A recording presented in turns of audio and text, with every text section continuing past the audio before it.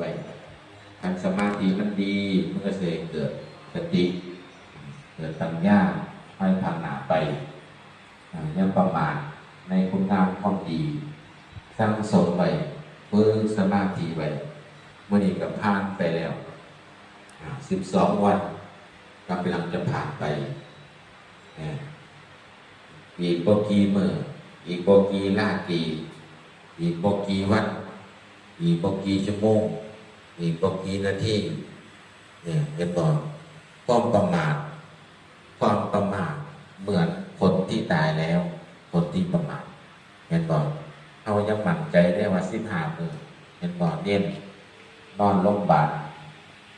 ก็นอนเป็นบ่ก็จะได้ซึ้งบ่ได้ซึ้งก็สิได้แบบใดเขามีโอกาสแล้วเขาต้องรักษาโอกาสด้วยหลวงพ่อว่าเสมอว่าโอกาสอาจสิเป็นคนรวยเขาอาจสิบ่มีทั่วกันแต่โอกาสเขาสิเป็นสามเณรนั่นดีๆเป็นคนดีนั่นมีทั่วกันมี24 ชั่วโมงทั่วกันแต่ว่าแตกต่างกันโดยการกระทำในหมู่อาจารย์เก่าก็ยังบอกว่าคนดีดูที่การกระทำดูผู้นำดูที่การเสียสละเป็นบอกผู้นำคนเสียสละได้เป็นบอกท่านพระครูนิยมคนเสียสละ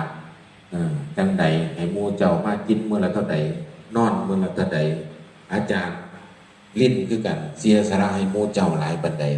พบตารับขับตานอนเป็นห่วงลูกเป็นห่วงเต่าหักแบบลูกไม่น้ำเพิ่นนี่บ่ได้เข็ดขาดแต่ว่าเป็นเครื่อง